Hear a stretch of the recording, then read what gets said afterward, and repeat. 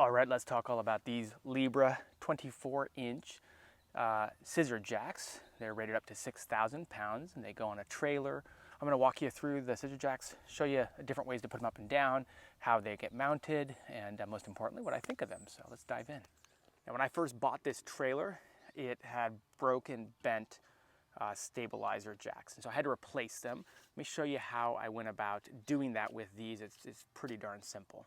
So as you can see, your installation was pretty easy. I just had to take these brackets and I had to install 2 screws that went all the way across from one side to the other and attach the scissor jacks to the bracket, and then 1 big bolt into the main frame of the trailer here, and then 1 all the way over here.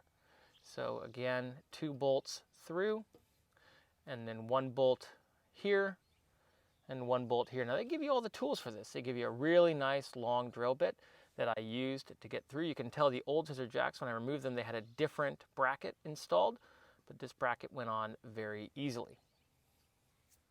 So there's a variety of ways to put these up and down, ranging from extremely manual all the way up to basically automatic with a power drill. So I'm going to show you each of them really quickly.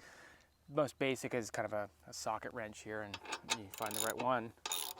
Now I thought when I started doing this that it'd be really hard, given how short this is, to get enough leverage to pull a 4,000, 5,000 pound trailer up, but it's actually not that hard. So if you're going to go this route, it's not the end of the world. It's not like it needs a lot of torque or anything for some reason. The way it's built, it's built really well. So you can also do it with a tire wrench, but I don't recommend that. I keep a tire wrench for changing out a spare tire. And when I went on my first trip, I thought, oh, I can just do it with this. And it does fit on. The problem though is that you just don't get very much leverage because you're hitting the ground.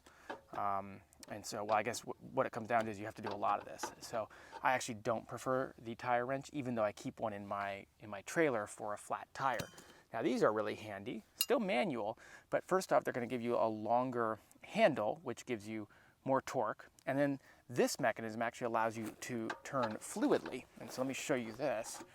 And so basically, you're going to be able to go up and down really easily this way because you've got more torque from a longer handle, and then you can just make a continuous motion. Now, by far the easiest is with a cordless drill. They provide this adapter, this bit that you put on your drill, and really all you have to do is pop it on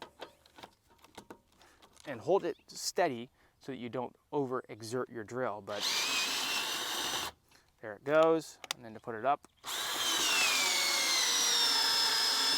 and you can see it wants to go, so you got to kind of hold it, but I mean, you can put up 4 of these around your trailer really, really easily. All right, there you have it. My thoughts on these scissor jacks. Very, very happy with them. When I first got them, I was worried that the process was going to be quite labor intensive, take a long time, maybe require me to do a lot of different drilling that I didn't want to do in my trailer. I was worried maybe it would come and the parts wouldn't line up very well, but everything went very smoothly and very easily. They've been a great addition. We've had these in snow, in rain, in sleet, gone all across the country in them, and they've performed very well.